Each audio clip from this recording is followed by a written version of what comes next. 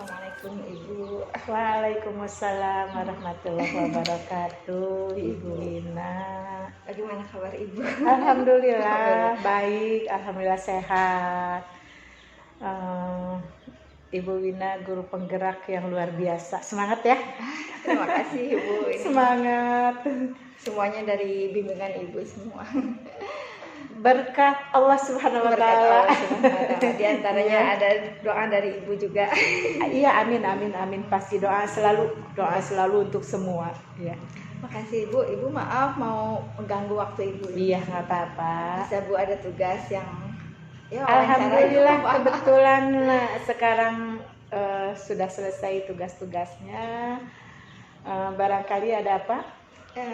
Ya ini Bu, jadi kita tuh ada tugas untuk wawancara Ibu Kepala berkaitan dengan kepemimpinan, jadi pengambilan kebijakan berdasarkan nilai-nilai kebajikan.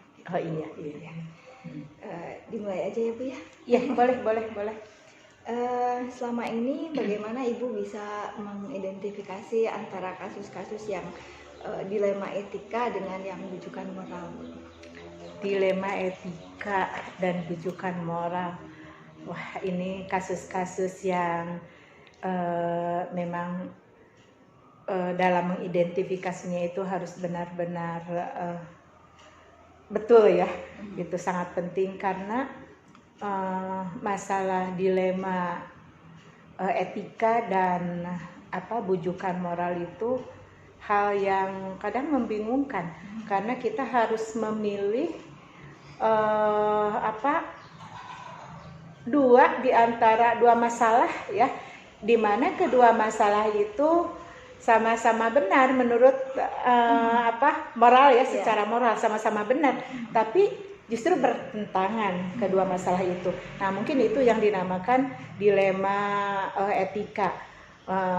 Kebetulan di setiap sekolah, Ibu yakin bahwa di setiap sekolah juga, di setiap lembaga juga masalah dilema etika itu sering terjadi. Pasti ada saja ya, ya, pasti ada saja, yang ringan maupun yang berat.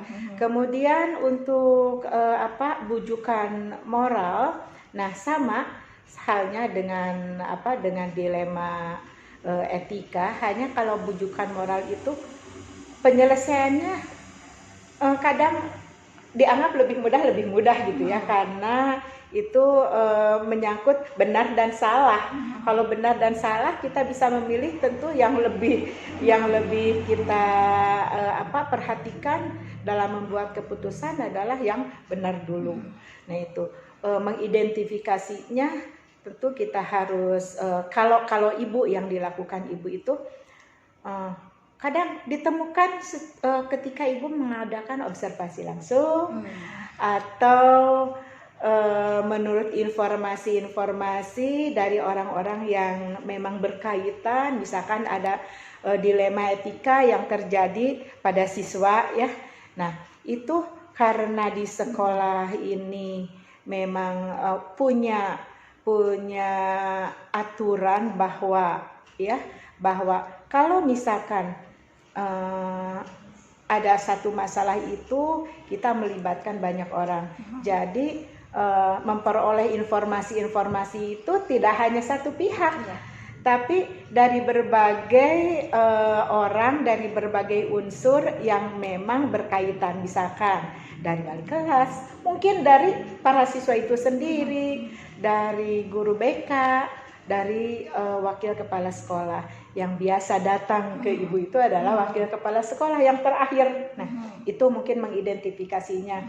Jadi cara mengidentifikasinya mana yang dari kasus-kasus itu yang termasuk dilema etika dan yang termasuk bujukan moral, supaya nanti kita bisa lebih fokus bagaimana untuk membuat keputusannya. Itu yang dilakukan oleh jadi kalau tadi dari paparan Ibu ada langkah yang Ibu dilakukan itu untuk mengambil keputusannya melihat berbagai pertimbangan dari berbagai Iya, pihak tadi dari ya, Bu, ya. berbagai pihak ya. Mengumpulkan informasi Mhm. dan observasi, Mengenal masalah dulu, Mengenal masalah. apakah masalah itu benar, Mhm. ya, Mhm. benar adanya seperti ini. Kemudian kita Ibu juga melibatkan banyak orang yang terkait. Siapa saja orang-orang yang terkait masalah ini? Apakah masalah ini berdampak kepada orang banyak atau tidak? Keterkaitannya dengan banyak orang. Kemudian melibatkan orang-orang yang memang punya keperluan, punya sama-sama punya tanggung jawab untuk bagaimana cara mengambil keputusan yang supaya nantinya tidak menimbulkan dampak kepada orang banyak, dan yang diusahakan di sekolah ini itu berpihak kepada peserta didik. Jangan sampai peserta didik itu menjadi korban dari kesalahan mengambil keputusan. Nah itu. Ya. Jadi ya langkah yang paling efektif itu tadi dari mengenal masalah, mengenal masalah, mengetahui orang-orang yang terlibat, kemudian mencari kebenaran masalah itu, melibatkan orang-orang dalam pengumpulan informasi dan fakta, kemudian bagaimana bagaimana kita memilih dan memilah, karena ada dua fakta yang benar. Nah, jadi kita itu mempertimbangkan mana yang memang harus kita putuskan. Yang ini dampaknya kepada siswa lain, misalkan di sekolah itu siswa lain dampaknya begitu besar atau tidak. Tapi di samping itu, misalkan contoh kenakalan anak ya, ada pelanggaran tata tertib. Karena kita ada tata tertib di sekolah bahwa apabila misalkan ada seorang anak yang melakukan pelanggaran, nah tentu kalau pelanggaran ringan itu tidak jadi masalah, tapi pelanggaran berat di mana ada pendapat-pendapat dari guru, kadang dari orang tua, kadang ada dari anak itu sendiri, bahwa anak tersebut karena sudah melakukan pelanggaran secara sosial, secara etika yang berat gitu, harus dikeluarkan.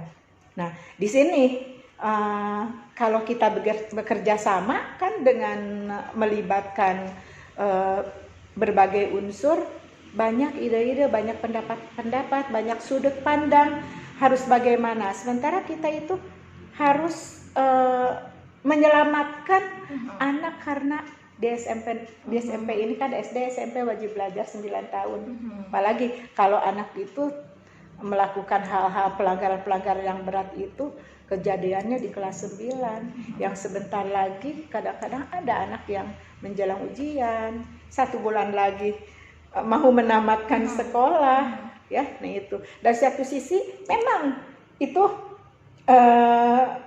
melanggar gitu, tapi kan ada sisi lainnya bahwa kita harus tetap mempertimbangkan bagaimana kelanjutan masa depan anak itu sendiri, ya. Nah itu. Jadi ada uji intuisi mungkin. Ada uji intuisi, ada kepedulian di sana, ya. Kepedulian, betul, kepedulian bagaimana masa depannya, ya. Nah itu di sana. Jadi kita tidak dengan mudah ini, karena dilema. Memang dilema itu kita harus berani mengambil keputusan, ya. Walaupun misalkan dari keputusan yang kita ambil pasti ada yang puas, ada yang tidak puas. Nah itu. Tapi kita tetap harus mempertimbangkan hal yang paling baik, contoh tadi untuk anak tersebut. Ya itu. Apakah Ibu ada jadwal tertentu gitu Bu untuk menyelesaikan masalah? Apa memang langsung ketika ada masalah langsung selesai, atau memang berjadwal, atau bagaimana Bu? Tergantung masalah. Tergantung masalah. Iya, tergantung masalahnya. Kalau masalahnya memang ada dilema, tapi dilema etika misalkan ya. Kalau masalahnya tidak terlalu berat gitu ya, kadang-kadang masalah itu bisa saja langsung diselesaikan. Ya. Nah, diselesaikannya juga tidak harus melalui langsung kepada kepala sekolah, tapi bisa saja misalkan ada masalah di kelas, ya, itu bisa diselesaikan oleh guru, ya, oleh wali kelas, ya. Kalau misalkan tidak bisa diselesaikan oleh wali kelas, bisa melibatkan BK. Nanti dari BK juga perlu berdiskusi dengan wakil kepala sekolah. Kebetulan Bu Lina adalah wakil kepala sekolah bidang kesiswaan. Itu biasanya yang lebih banyak berkecimpung dalam mengelola, memanage tentang kesiswaan adalah wakase kesiswaan. Nah, nanti baru memang kalau masalahnya yang berat itu baru didiskusikan dengan dengan kepala sekolah. Jadi ada yang langsung, ada juga yang memang memerlukan pertimbangan-pertimbangan. Kita harus pergi dulu ke sana besok, ya. Besok kita kumpul lagi karena hari ini harus mendatangi orang tua. Hari ini harus mendatangi beberapa orang untuk mencari informasi. Jadi tergantung masalahnya. Tergantung masalahnya. Ya, paham Bu. Ya.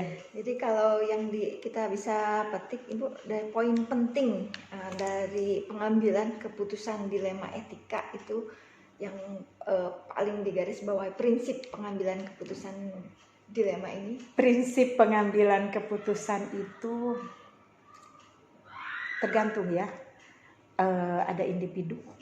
Kalau individu lawan masyarakat, kadang itu masyarakat bukan berarti masyarakat luas ya, tapi di sekolah juga masyarakat. Sekolah itu adalah masyarakat kecil.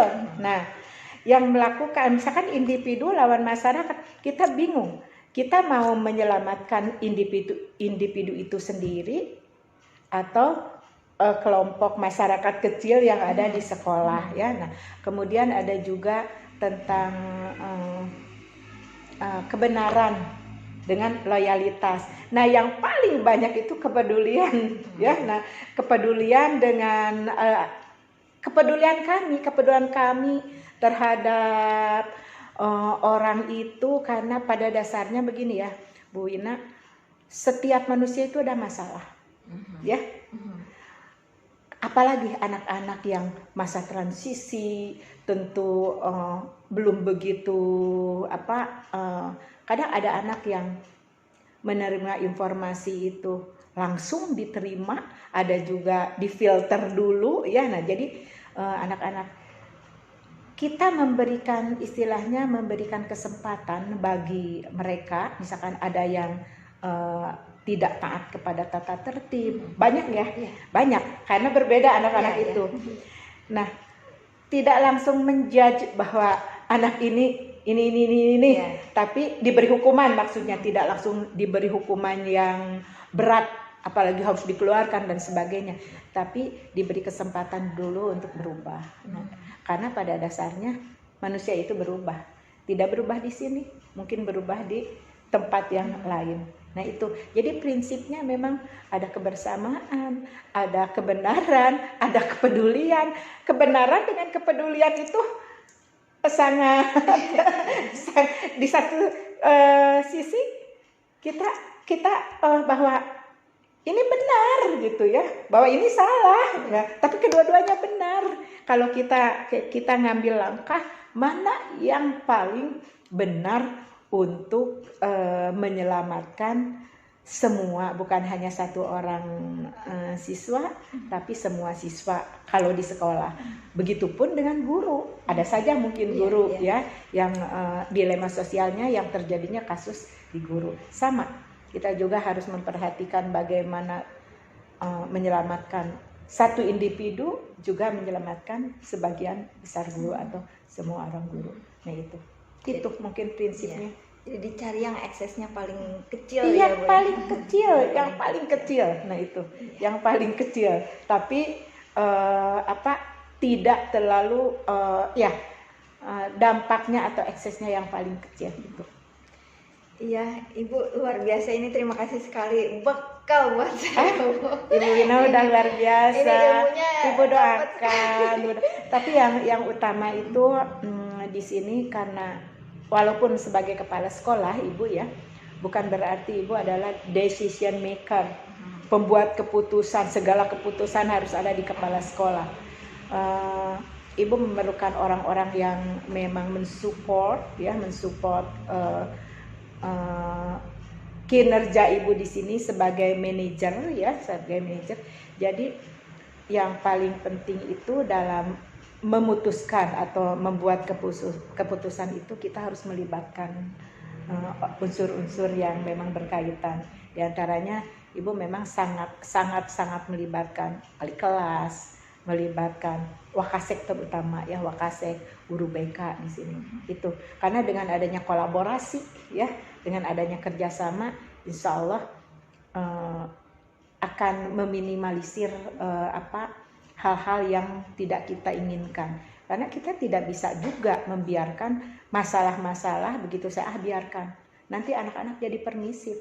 Oh, yang begitu itu dibiarkan. Akhirnya banyak anak yang meniru dan sebagainya.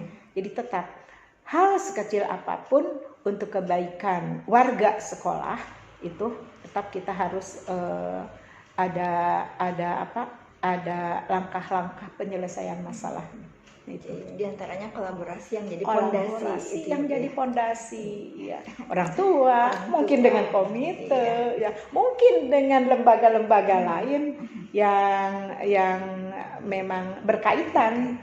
Nah itu.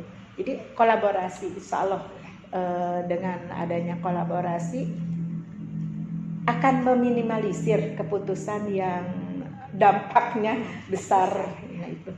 Dampak efek negatif maksudnya. Iya, Ibu ya. Alhamdulillah, terima kasih banyak. Iya, sama-sama. Ini ilmu yang luar biasa yang nggak bisa didapat dari sekedar teori. Semua pengalaman Ibu akan Insya Allah Ibu doakan dan Ibu yakin kalau calon guru penggerak itu pembekalan ilmunya sudah luar biasa. Kemudian orang-orang terpilih ya, itu orang-orang terpilih dengan seiring berjalannya waktu satu hari mungkin nanti. Dan sekarang juga sudah jadi pemimpin pembelajaran ya, nah itu menjadi pemimpin sekolah misalkan, insya Allah khususnya untuk Bu Wina, Ibu yakin karena sudah terbiasa menghadapi kasus-kasus yang dihadapi oleh siswa, dihadapi oleh sekolah, atau kasus-kasus besar atau kecil, Ibu doakan mudah-mudahan lebih sukses. Tetap semangat, ya, tetap semangat dan pantang mundur lah. Insya Allah siap. Tidak ada masalah yang tidak bisa dipecahkan. Tidak ada masalah yang tidak bisa dipecahkan. Insya Allah segala masalah kalau kita hadapi pasti ada jalan keluarnya, ada solusinya. Itu Bu ya. Terima kasih ya, Ibu. Maaf sudah mengganggu waktunya. Ya, nggak apa-apa. Ya, lagi. Sama-sama doanya ya Bu ya. Didoakan sukses selalu. Sama-sama Bu. Ya. Keputusan Ibu berkenan. Dia dipotong. Insya Allah. Boleh. Apa yang akan di? Terima kasih buat waktunya Bu. Iya. Jadi gini Bu, Ibu kan sudah lama jadi kepala sekolah ya Bu ya. Pasti posisinya sebagai pengambil keputusan. Ya. Nah, bagaimana Ibu mengambil keputusan untuk mengidentifikasi kasus-kasus yang mana dilema etika, yang mana rujukan moral? Dilema etika contohnya misalnya. Dilema etika bisa contohnya benar dengan benar. Dilema moral benar dan salah. Oh, misalkan begini, dilema etika misalkan di sekolah saya banyak siswa yang kalau sedang belajar itu minta izin. Minta izinnya untuk mengangkut barang-barang dari kebun yang punya orang tuanya. Nah, jadi membantu orang tua meminta izinnya, tapi ketika jam pelajaran sedang berlangsung, misalkan jam 9. Ya. Nah itu kan jadi dilema buat guru-guru, buat saya, kami dari sekolah. Betul, nah itu yang disebut dengan dilema etika. Nah caranya untuk yang pertama mungkin diberi dulu kesempatan tanpa mengambil keputusan. Tetapi setelah lama-kelamaan, karena anak tersebut bukan hanya satu anak mungkin banyak ya, yang ada ya di kelas 8 kalau tidak salah ada 5 orang anak yang seperti itu. Di kelas 9 ada 1 orang anak, di kelas 7 itu ada 3 orang anak yang suka meminta izin, tapi tidak barengan semuanya. Misalkan di kelas 8 mah ada yang namanya Burhan, itu setiap hari, kadang hari Rabu, kadang hari Kamis gitu, tapi dari setiap minggu itu adalah 2 kali minta izinnya. Dan ini tidak hanya satu orang anak ya Bu? Tidak seorang anak. Jadi Nah, itu kan seperti karakteristik dari daerah tersebut, karena gitu daerahnya ya. perkebunan, Daerah perkebunan. penghasil cabai, walu gitu, bawang daun, ya bawang merah. Nah itu. Jadi ketika orang tuanya pas panen, dia mungkin kalau dikasihkan ke orang lain itu harus nambah ongkos. Betul. Satu karung itu 10.000. Biasanya kalau panen kan minimal awal panen itu katanya paling sedikit 4 karung. Jadi kalau 4 karung itu kan 40.000, belum sewa motornya. Nah, jadi motornya kan orang tua rata-rata punya motor untuk mengangkut. Nah, jadi dia minta izin untuk menghemat uang tersebut. Nah, daripada dikasihkan ke orang lain, mendingan ke anak sendiri gitu. Yang 40.000 itu memang dikasihkan ke anak untuk jajan. Ya. Jadi untuk pertama tidak dikasih izin karena banyak dan sering. Nah, akhirnya dikumpulkan di ruang kelas 8 semuanya, dikasih izin, tapi harus kembali lagi ke sekolah dan waktu yang diberikan hanya 1 jam. Misalkan minta izin jam 8, jam 9, di sekolah maksimal jam 10 lebih 15 menit. Dan jam 10 lebih 15 menit itu waktunya pas istirahat. Jadi anak ketika masuk ke sekolah lagi sedang istirahat. Jadi dia bisa beristirahat, lelahnya dikurangi karena jarak dari kebun ke tempat pengepul mungkin ya. Tempat pengepul itu lumayan jauh gitulah, ada sekitar 2 km 1 km dari kebun itu. Nah itu mungkin yang saya bisa berikan. Jadi Ibu ketika menghadapi permasalahan dilema etika itu, Ibu lihat dulu latar belakangnya ya. Iya. Lihat dulu latar belakangnya. Iya. Sampai pada tahap mengambil keputusannya itu diberi kesempatan, Iya, tetapi tapi ada batasan gitu. Gitu. Jadi itu yang biasa Ibu lakukan selama ini ya. Kalau tadi saya tidak salah tangkap Bu, Ibu menyelesaikannya dengan beberapa tahap ya Bu ya. Iya. Dengan Pertama dikasih izin dulu langsung. dikasih izin dulu, berarti penyelesaian langsung dulu saat itu. Terus dikumpulkan karena ada yang sering minta izin. Dikumpulkan, setelah dikumpulkan berunding dengan guru-guru semua bareng, akhirnya diizinkan dengan jeda waktu tertentu gitu. Nah, jadi membuat kesepakatan lah iya, gitu ya. Kesepakatan dengan anak-anak langsung kesepakatan dengan siswa. Ya. Kalau tidak diizinkan karena di sana daerahnya memang perkebunan dan orang tuanya rata-rata buruh kebun atau punya kebun. Ya, dari itu yang jadi dilema. Iya, betul. Itu apa tantangannya ya Bu ya ketika Ibu mengambil keputusan itu Bu? Wah, banyak anak mungkin ketinggalan pelajaran dulu betul. Otomatis. Salah satunya mungkin ketika anak ketinggalan pelajaran oleh guru yang bersangkutan yang lagi hari itu mengajar, misalkan waktu itu adalah Ibu Rita dan Pak Cucu, kebetulannya Ibu Rita di kelas 9, Pak Cucu di kelas 7 kalau tidak salah. Nah, dikasih di rumah setelah pulang sekolah. Tapi yang saya tahu gitu, di sana itu anak-anak pulang sekolah itu justru ke kebun.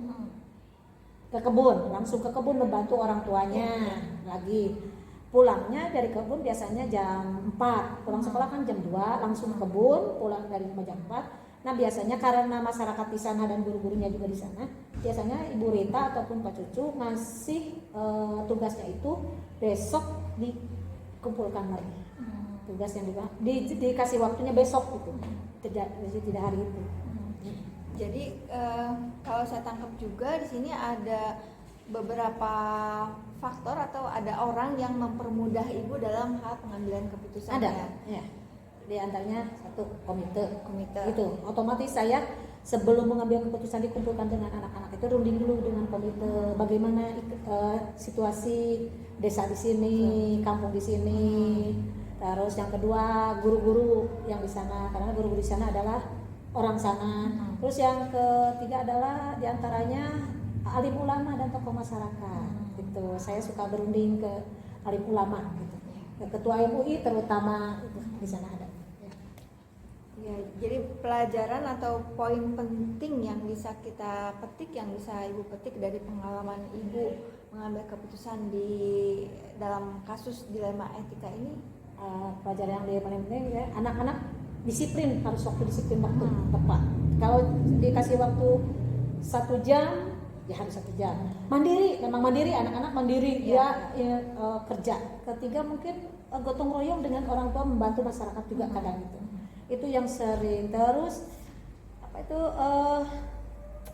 belajar mandiri, kalau orang tua teh untuk menghasilkan uang itu susah gitu, tidak mudah gitu. Itu yang saya pelajari. Itu pembelajaran penting juga buat anak-anak ya. Iya.